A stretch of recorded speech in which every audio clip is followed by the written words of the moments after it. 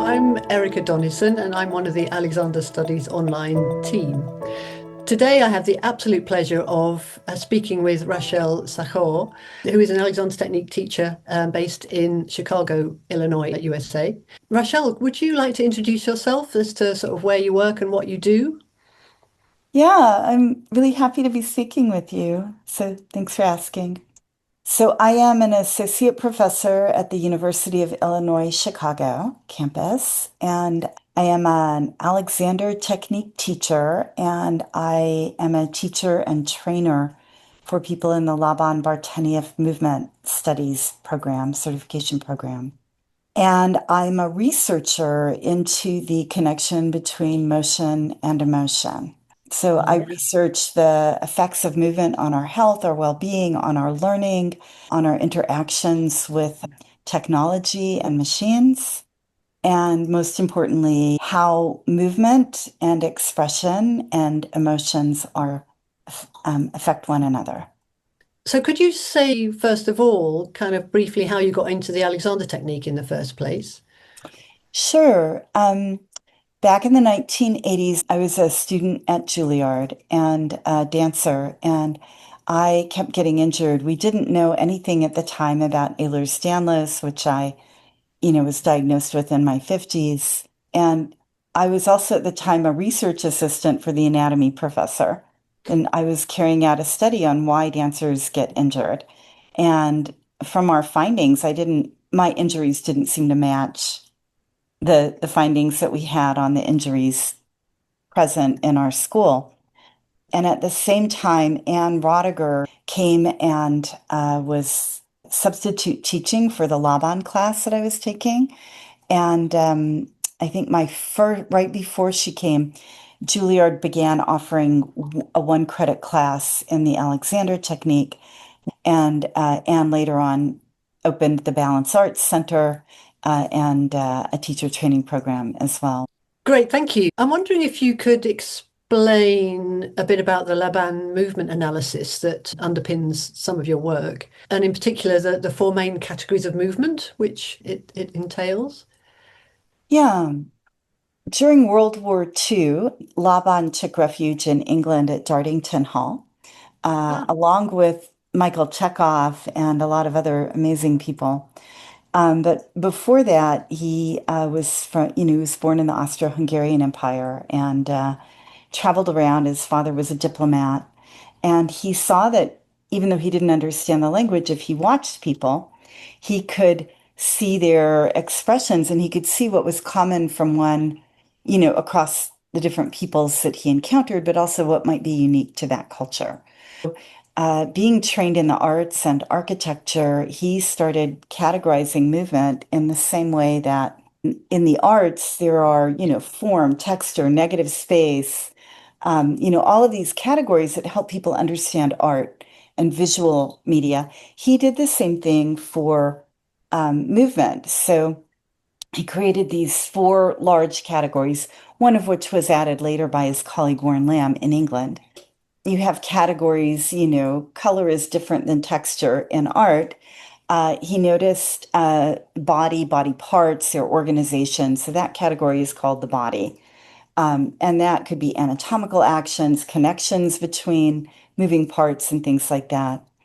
The second category that would be really obvious to people would be space. So you've got your directions in space, up, down, forward, back.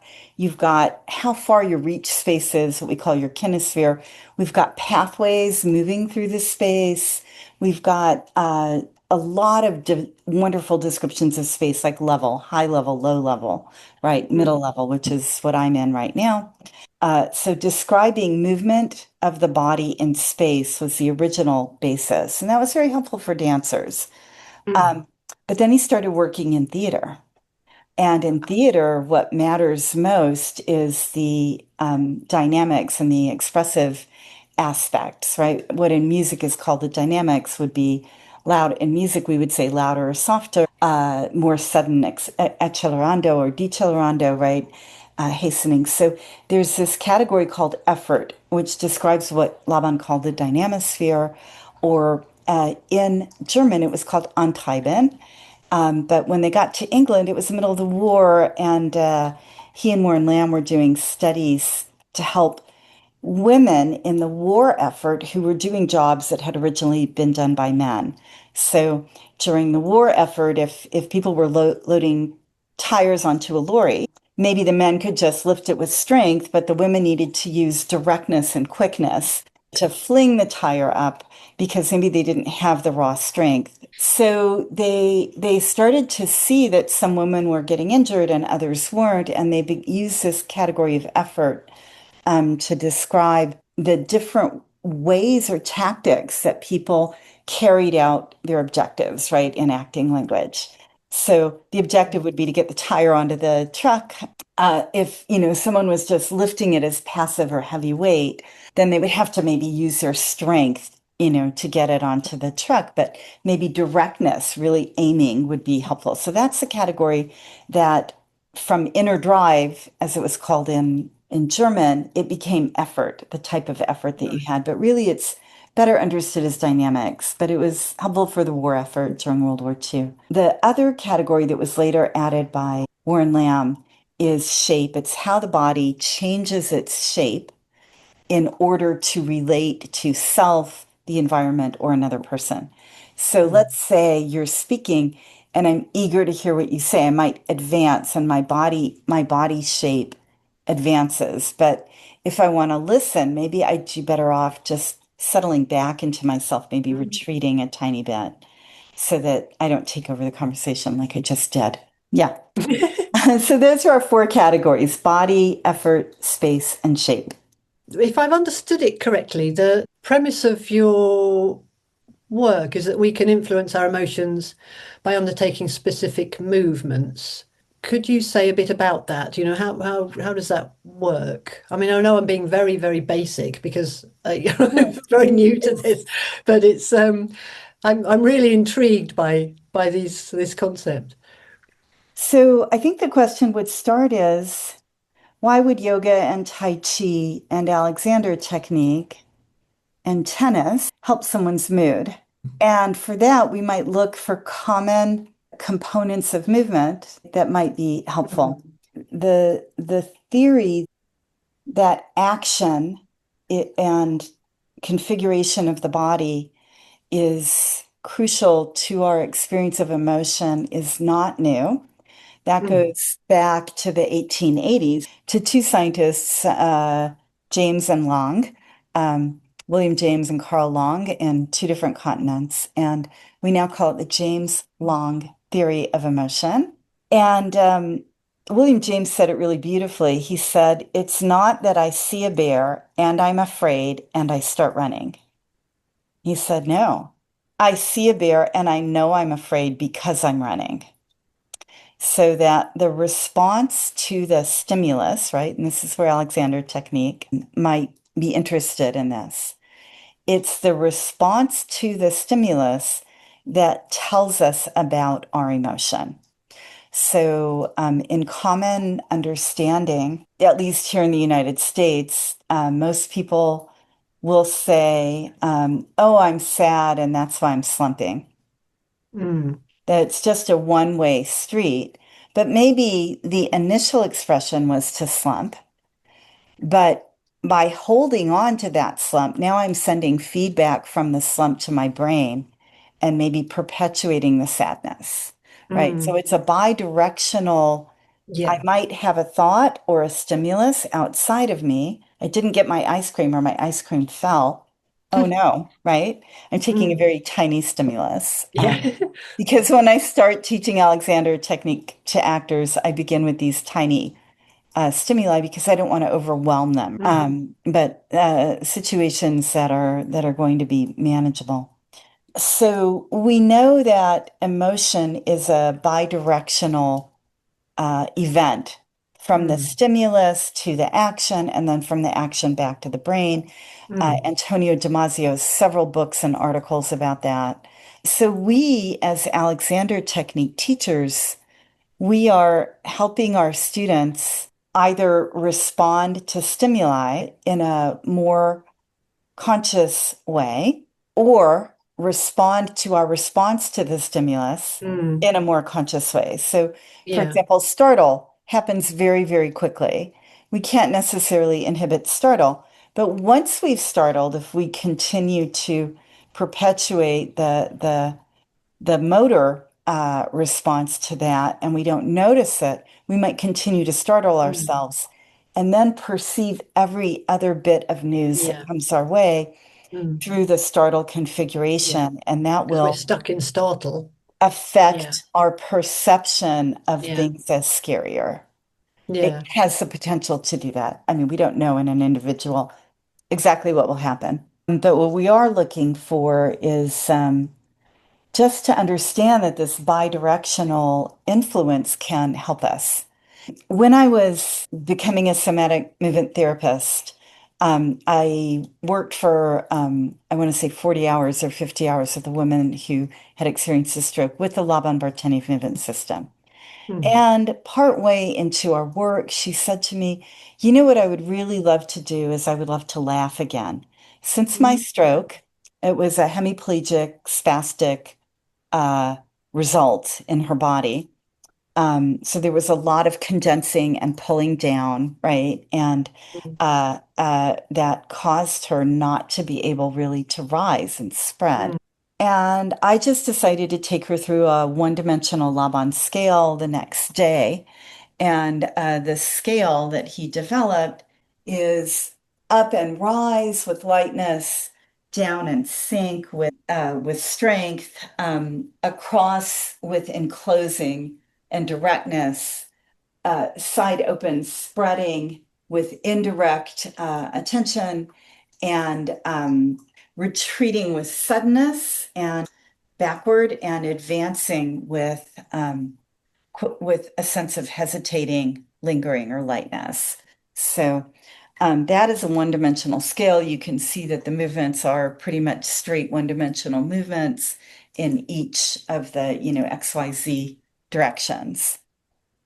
So we started the first movement is this one. And, with some assistance and some guidance, I was able to take her up and a little bit of hands-on to the bony landmarks, just inviting her to go up. And as she started to release upward, she got this huge smile on her face. Mm. And she just cracked up and she just spontaneously started laughing. It was as if all the laughter of all the months since her stroke, and she was someone that I'd known before her stroke, so we had a good relationship. Mm. Yeah, and she simply just by releasing upward, right, by that lightness and upness and upward expansion or what we call lengthening, she was able to access her joy. And she Mm. had a movement that could let her do that. Now, Yeah. sometimes the spasticity wouldn't allow that. It depended on, what was going on that week in her condition. Um, but now she knew that stretching and expanding in this direction was helpful for her ability to have this experience of joy and laughter, which she had Mm. missed so much since her stroke. Yeah. There's a lot in that movement, isn't there? Because Yeah, there's the up, but there's also an opening and that expansion, that the other words that you've got there. So it's yeah, kind of all encapsulated in that arm up and out. That's yeah, lovely. yeah. I'm going to So, try that with my Parkinson's group.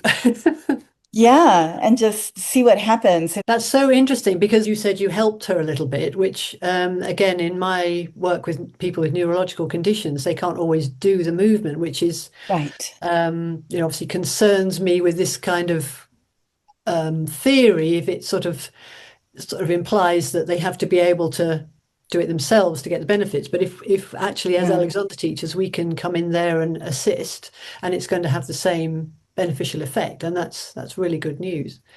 Yeah, and we did it several times. I saw her once a week for quite some time.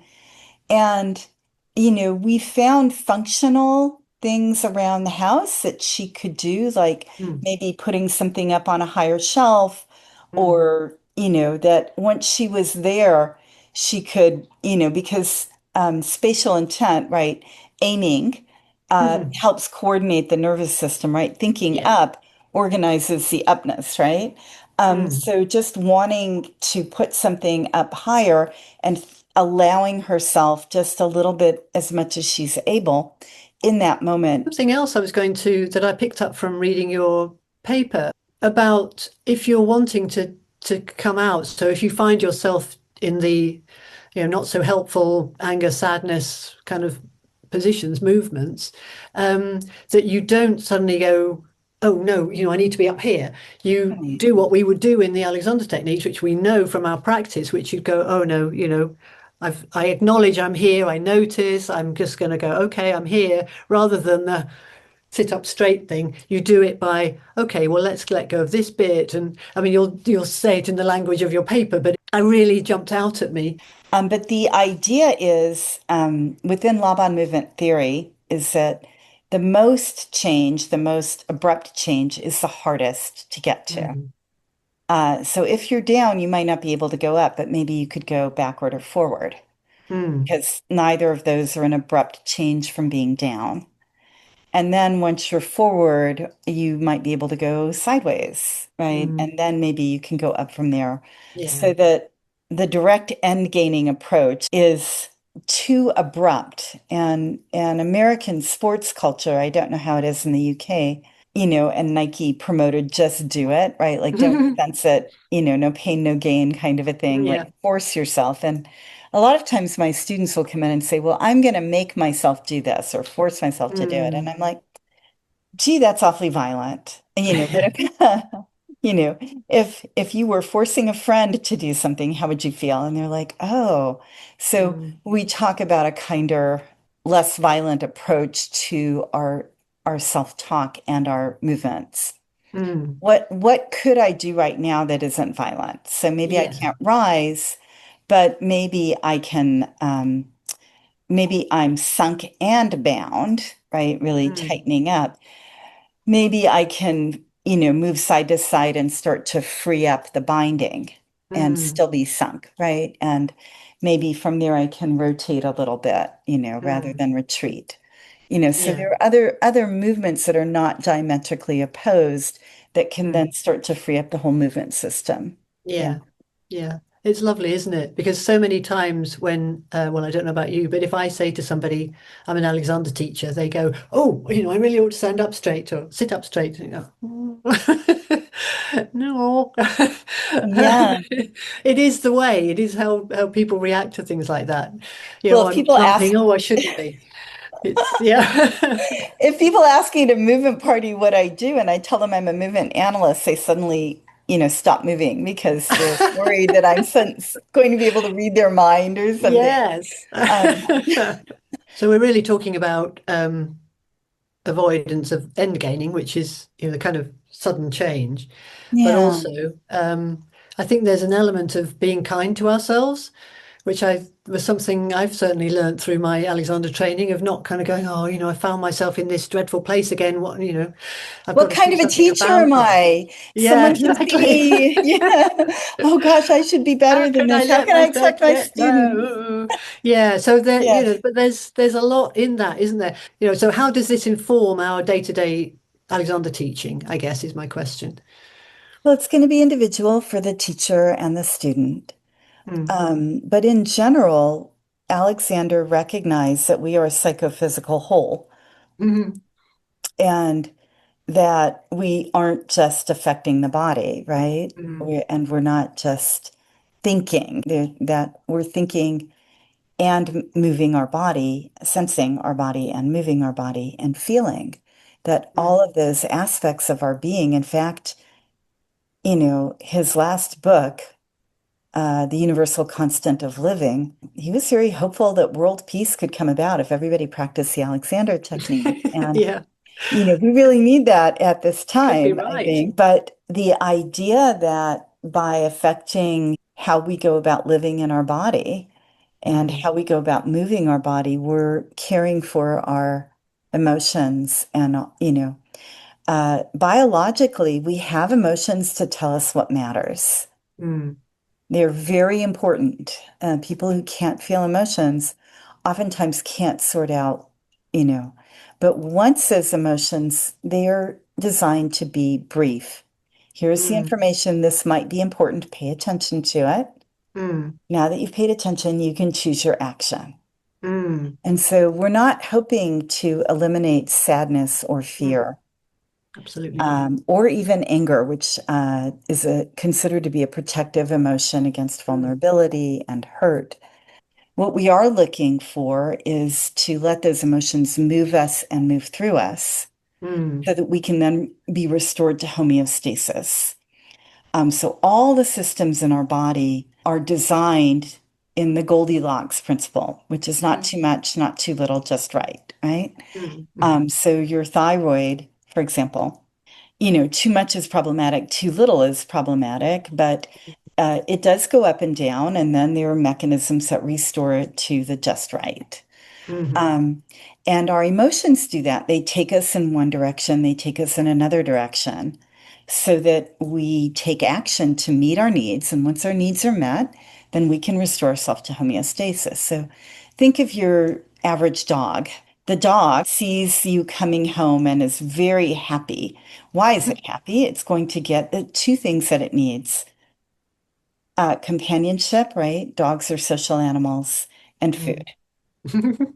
Right. So the joy of the dog is there to help it say, my needs are being taken care of. Mm. You might tell the dog to sit and not jump, and the dog might look quite dejected, right? Because it's not getting its other need, which is to run around and exercise, right? And to be close to you. Tell Mm. dog to stay, they don't look happy, right? Mm. um, and that's because their need isn't being met. Your need is being met, good dog, Yeah. but the dog's need is not necessarily being met. But let's say the dog gets fed, its emotion of happiness might shift to contentment, and it Mm. might be less, all about, oh boy, I'm going to get my needs met. To, I've got my need met, I'm in homeostasis, I'm full and Yeah. petted, right? And then the dog Mm. can quiet down. Yeah. Go to So sleep. these emotions, they're there to move us to get our needs met, and then we return to homeostasis. Mm. So what we're doing in the Alexander technique in terms of emotion regulation isn't necessarily, giving someone happiness all day long like a drug, but it's giving us the capacity to move with our emotions and to Mm. be moved by them, and then to return to the homeostasis, Mm. which is a bit of a happier state than a miserable state. So when we're in good use, we might feel a little calmer rather than, you know, when we go up, we might get a little giggle, and then just, that feedback might pass and we might come back to homeostasis.